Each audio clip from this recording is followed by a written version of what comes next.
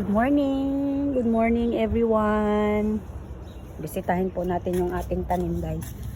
So dito guys wala pang tumubo sa sili. So yung mint ko ayan. Nakasurvive naman siya. Tapos nagtanim po tayo guys ng 2 buto ng ampalaya from the Philippines. So ayan. Tumubo na po yung pangalawang buto ayan. Tapos ito po yung isa. Diba guys?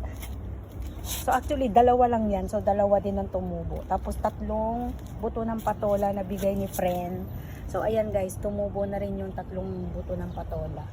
Tapos nag-iisang okra. Tapos yung the rest po is kalabasa na po. Ayan. Kalabasa. So yun, hindi ko alam kung saan ko siya pagagapangin.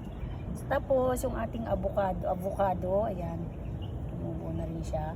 Tapos ayun, survival pa rin yung kalamansi. Hindi ko alam kung kalamansi siya or lemon. Ayan. So syempre yung ating malunggay tree. Ayan guys, aray. Ayan guys, sobrang dami ko nang nakuhang dahon guys, promise. So ayan 'di ba? So tatanggalin ko na 'to malapit ko nang tanggalin. Para mataniman ko ng mas marami pa.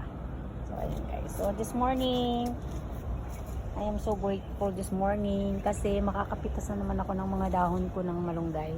Ayan, tapos so grateful kasi malalaki na yung mga tanim ko. Ayan, bulaklak lang, sapat na. Ayan. Diba, kaprasong lupa lang yan. Diba? So dito ako natutuwa.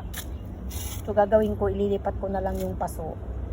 Kapag malaki na siya, doon ko siya ilalagay para gumapang siya doon sa mga halaman. So ayan, thank you guys. I'm just sharing my mini garden.